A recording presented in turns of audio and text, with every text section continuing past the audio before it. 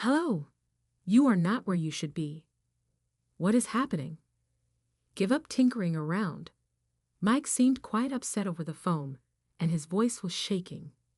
How come? Why do you feel so agitated? Effective? Today is John's graduation.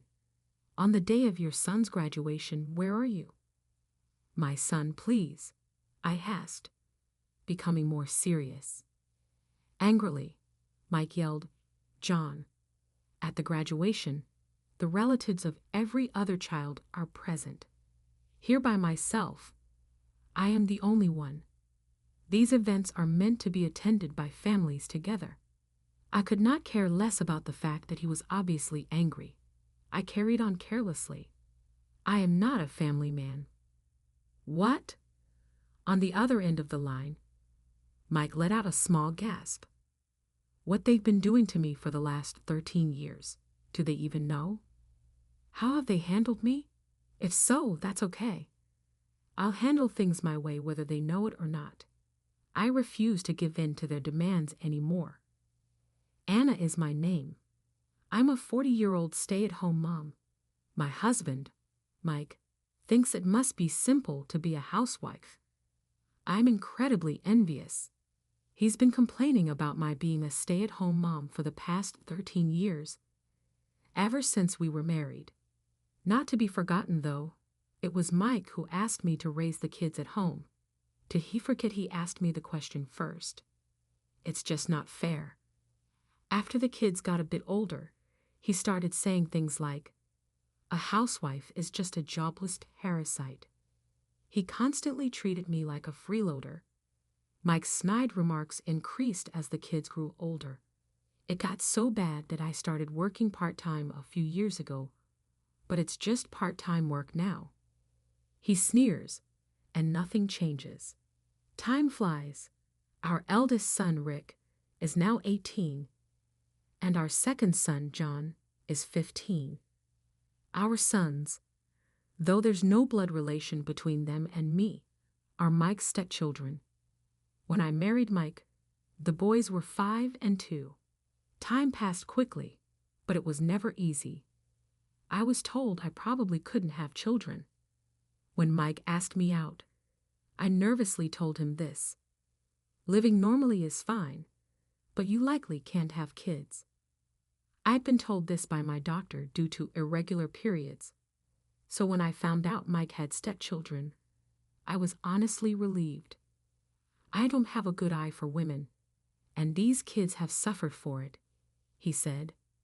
When we got engaged, Mike confessed this to me apologetically. I heard his ex-wife had cheated on him, so I tried my best to comfort him. It's not your fault. The kids will be fine.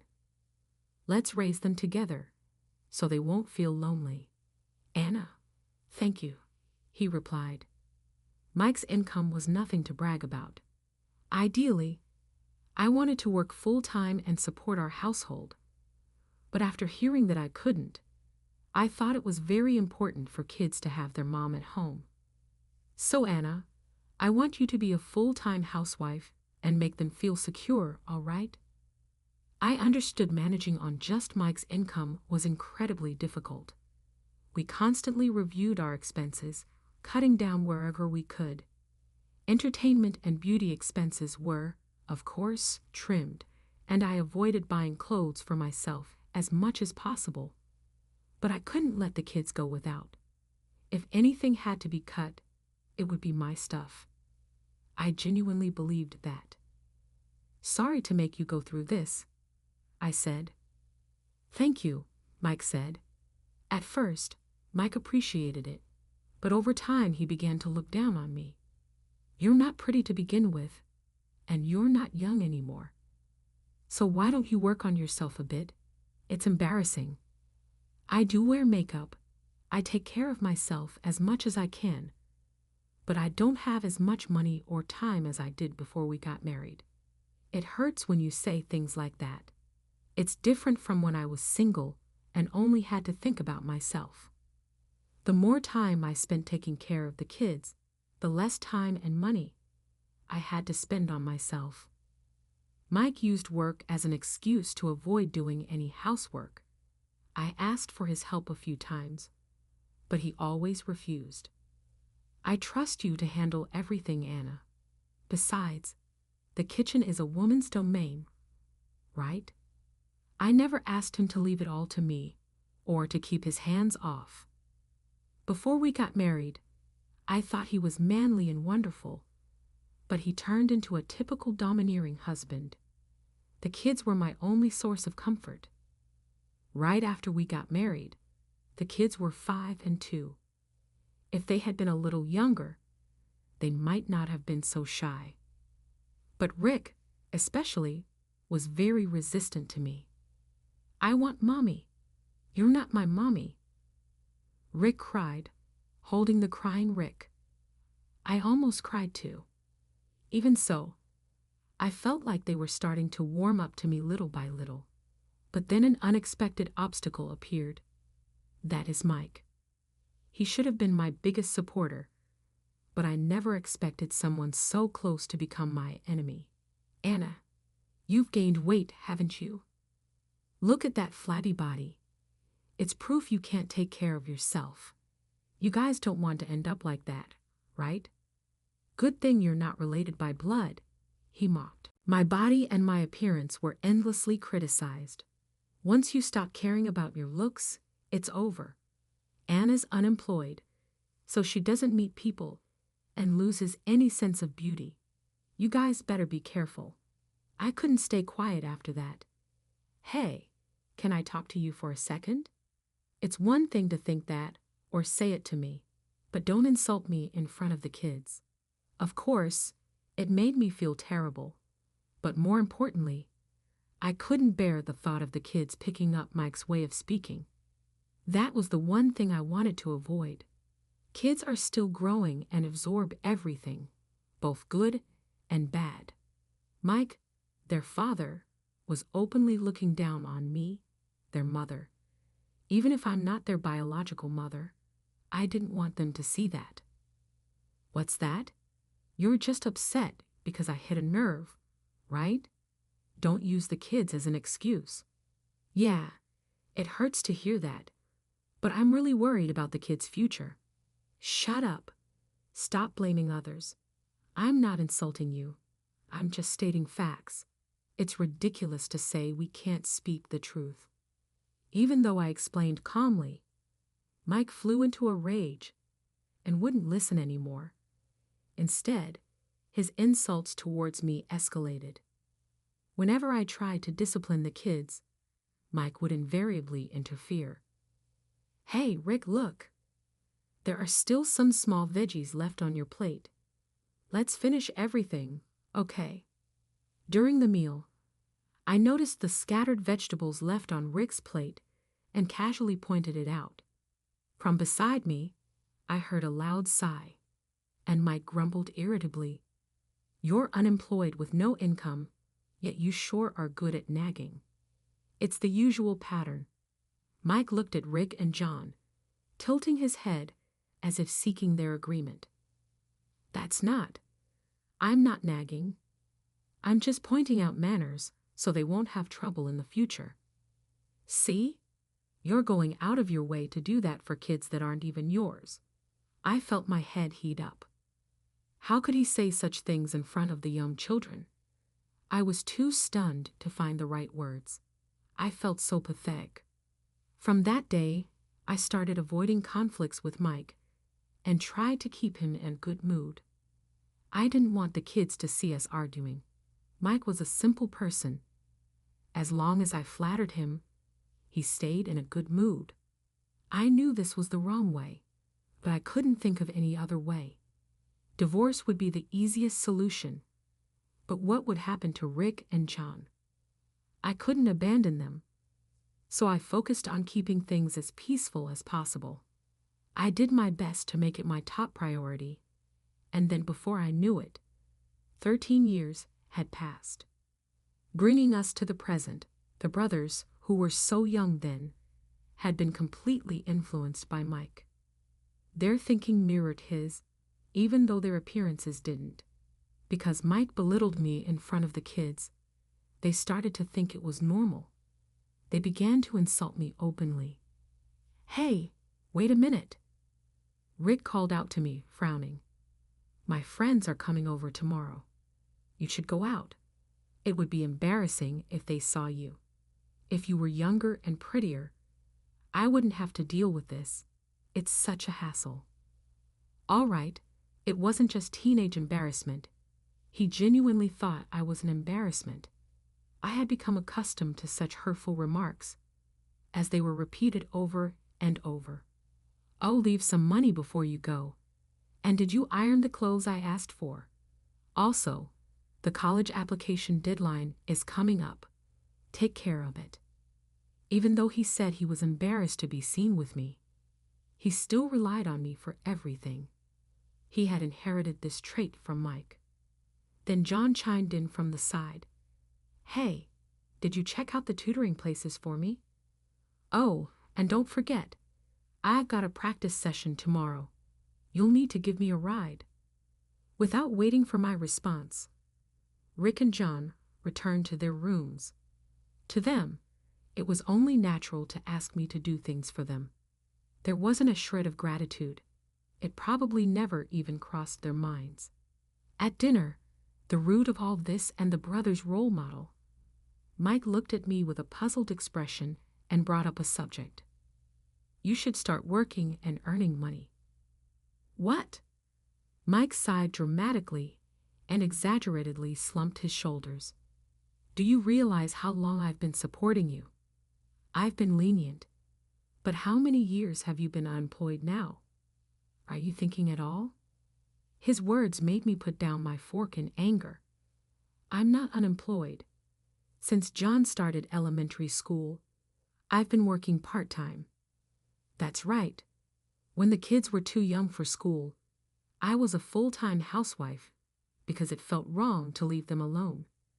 But once John started school, I took up a part-time job in the mornings. However, even though I started working part-time, John frequently got sick. Each time, I had to apologize to my employer and take time off from work. When I had to take an entire week off, I pleaded with Mike to let me work at least one day, just for a day, even half a day. "Can't you watch John?" I thought he could take my place for just one day, since I had been the one taking time off all this time. But his response was incredibly irresponsible. "Huh? No way. I'm busy with work. Can't you figure that out? No way. Why should I?"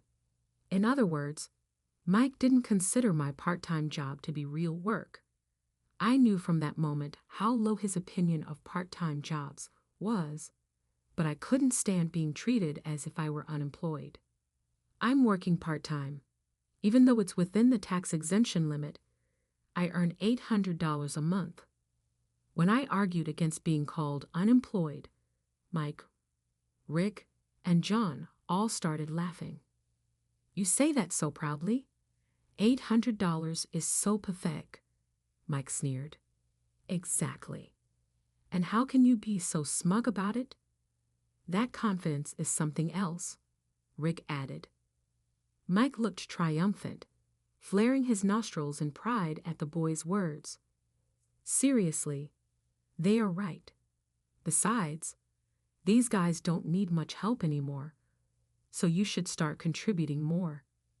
Since you're not related by blood, we won't recognize you as family if you don't.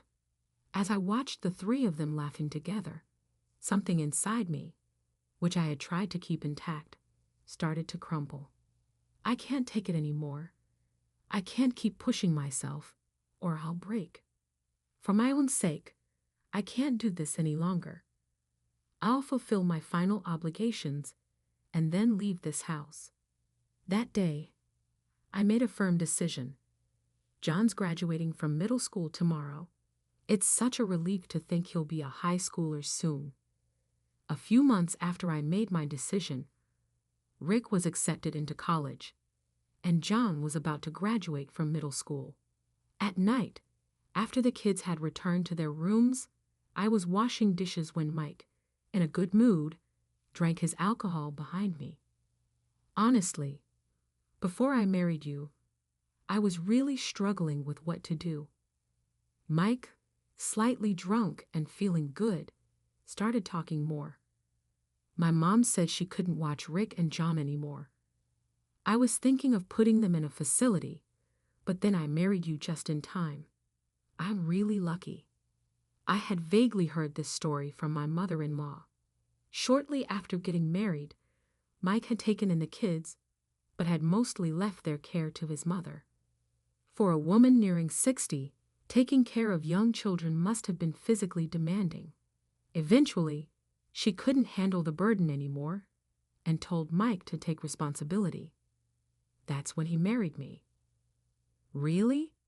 From start to finish, I've just been convenient for you. I'm amazed at myself. Huh? What's the matter? Are you sulking? Don't be a pain. Once both of them get jobs, let's go on a trip or something. That should make you happy. Right? I deliberately made noise as I washed the dishes, pretending not to hear Mike's words. When I finished, I sat across from Mike and kept pouring him drinks. Here, drink more. Tomorrow is John's big graduation day. Oh, that's right. You're finally being thoughtful. Mike, pleased, drank glass after glass, his face turning red. In the end, there were so many bottles and cans scattered around that I couldn't tell how much he had drunk. The next day, I was riding the train with a clear mind. The graduation ceremony should be starting about now, I muttered to myself, gazing out the train window and enjoying the peaceful moment. When was the last time I felt this calm? I glanced at my phone, which was on silent mode, and saw a flood of missed calls. Most were from Mike, and there were also a few missed calls from Rick. Judging by the number of missed calls, they must have been in a panic this morning. Normally, Rick and John were early risers. Even without my wake-up call, they would come downstairs on time. So one of them must have found Mike asleep at the table this morning. I even left several alarm clocks around Mike as a favor. So they probably didn't oversleep and miss the graduation ceremony. Well, the real problem starts from there. I left the suit, tie, and socks for the graduation ceremony in the closet and left the house as a final act of kindness.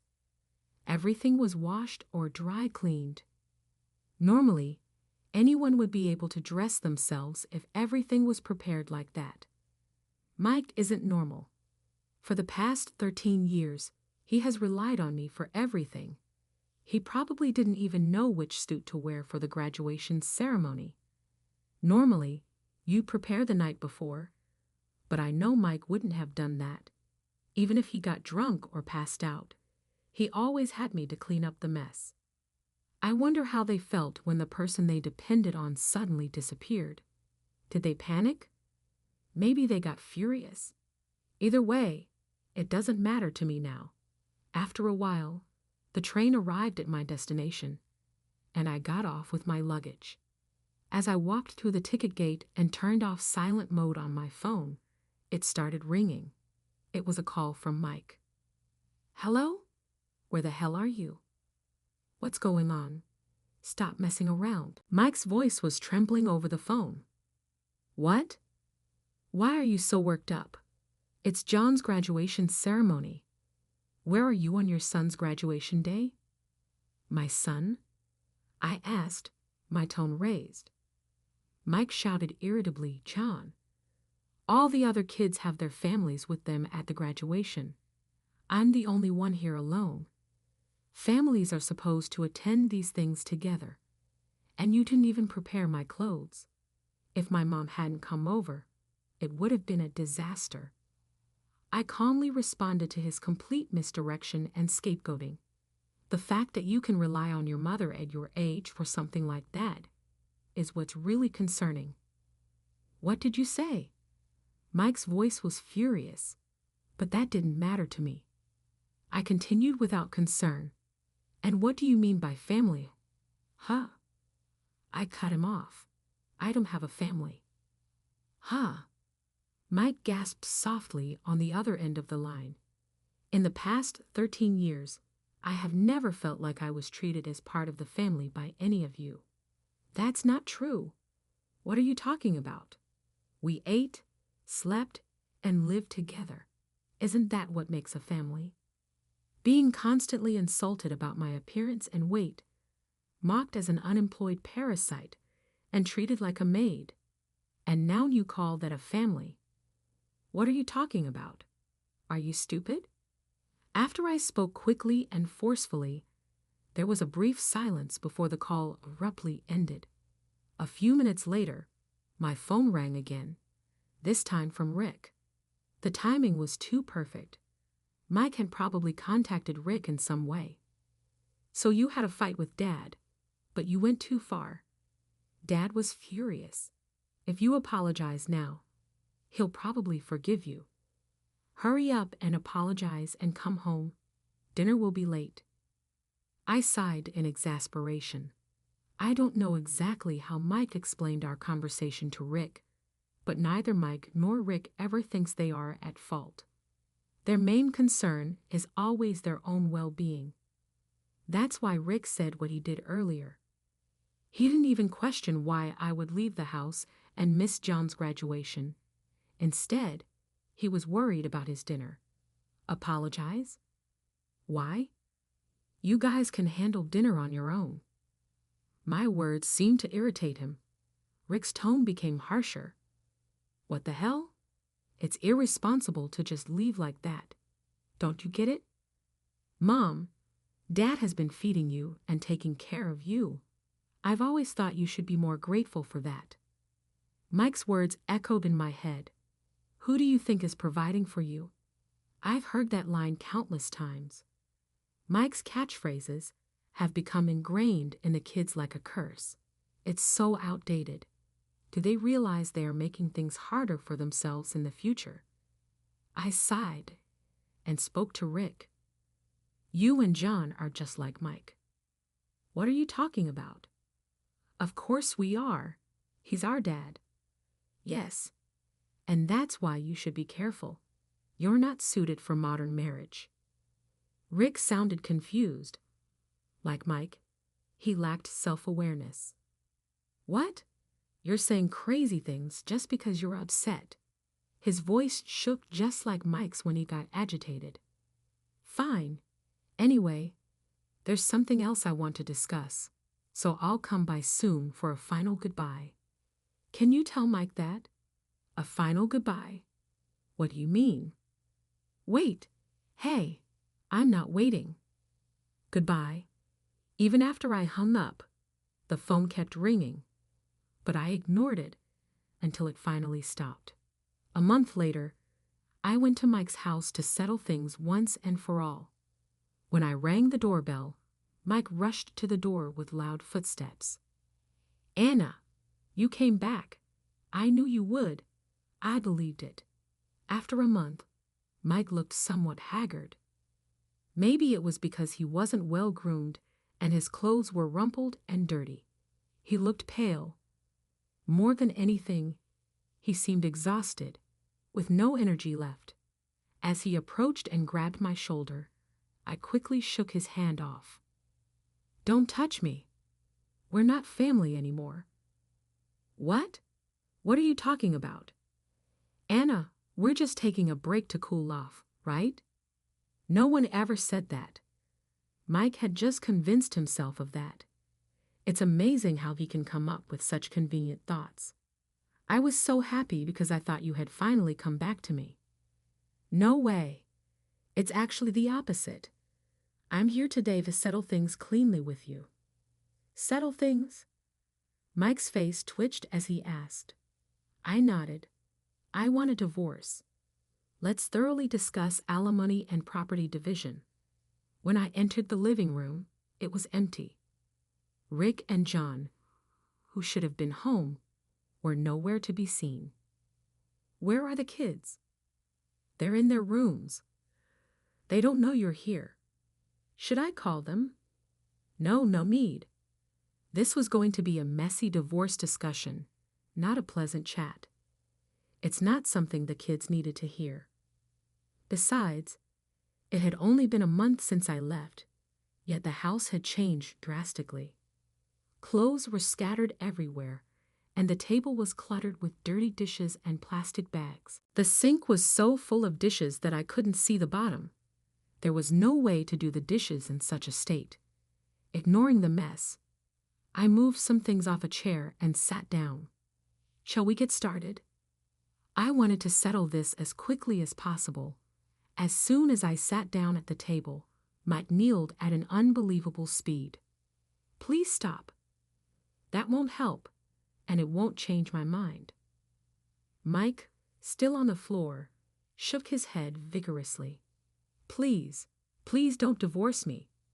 Over this past month, we've realized how important you were. Mike's voice was desperate. In the past, I might have been swayed by this, but I had grown stronger over the years. Such childish tricks wouldn't work on me anymore. Of course, without me, your slave, there's no one to do the housework or serve you like a maid. Mike averted his gaze. I smiled back at him. All the housework you mocked me for was tough, right? All those small, tedious tasks. I knew someone as clumsy and impatient as you could never handle it. What? How dare you? Mike glared at me sharply. In his excitement, his nostrils flared as they usually did. You act so high and mighty. I could handle the housework if I wasn't working. I'm too busy with my job. You only worked part-time, so you wouldn't understand my struggles. You're right. I wouldn't understand the struggles of someone who dumped their kids on their second wife while cheating with another woman. Just a moment ago, Mike's face had been flushed with anger, but now the color drained away, leaving him pale. Cheating? What are you talking about? Did you think I didn't know? I was aware of everything. Mike's lips trembled. If you knew, why did you act normal? And now you want a divorce? I did it all for the kids. Since the doctor told me I'd never have children by marrying you, I became a mother to Rick and John. Your affairs, your verbal abuse, the kids' disrespectful behavior. I can't count the number of times I thought about getting a quick divorce and leaving. But I stayed because I loved those two boys. So I decided to endure until Rick finished compulsory education, no matter what. No way. Unbelievable. I turned toward the voices and saw Rick and John standing there, their faces even paler than Mike's. Mom, I don't expect anything from you. I don't even want an apology. But from now on, I'm not here. There's no one to do things for you for free anymore. Rick and John stood there, looking awkward and silent. I turned back to Mike. You're still cheating, aren't you? Huh. Mike hesitated. Well, not denying it immediately means you're admitting it. If you agree to the divorce right now, I won't demand alimony from your lover. What? On the other hand, if you refuse, I'll go to her and even to your workplace. So, which will it be? Mike was deep in thought. Sweat beaded on his forehead and trickled down his cheeks, dripping onto the floor. Are you really never coming back? Tears welled up in his pleading eyes. Absolutely not. She can't do any housework at all. She doesn't work either. There's no benefit to marrying her. Mike, stumbling over his words, pleaded with me. He still didn't understand how wrong his thinking was. What do you mean by benefit? You need to understand that you shouldn't expect benefits from family. What did you ever give me? All I got was suffering. I am sorry. Don't expect from others what you can't provide yourself. 13 years of resentment slipped out. Mike screamed and then agreed to the divorce. He filled out the divorce papers I had brought without protest. The divorce was finalized soon after. As for alimony, he agreed to pay it in installments. Incidentally, his lover dumped him right after the divorce. I only found you attractive because you were taken. Now you're just a single old man. Mike, who exudes confidence most of the time, was crushed by this. It came as a great shock to him to hear from both his boyfriend and me that he was ugly and without benefits. He found that impossible to accept, even though it was the reality. His job suffered as a result of this shock, and he made mistakes frequently. There was a noticeable change in both children. More than anyone, Rick wants things to change. His first girlfriend gave him a hard breakup, telling him, "I don't need an antiquated boyfriend like you. I've had enough, and I have no intention of getting involved. But if he can pull it off, I hope he does. Still, it will likely require a great deal of work given the current state of affairs. I've moved close to my hometown to start a new life now. I've never lived alone before, not since before I got married. I made the decision to resign from my former part-time employment and hunt for a full-time job close to my new residence. I had too much free time from working part-time, even though it could be difficult at my age. Even though I've been overworked in the past, I don't like being idle. In the event that I am unable to locate a full-time position, I might take on several part-time occupations or pursue a new interest. That's been on my mind a lot lately."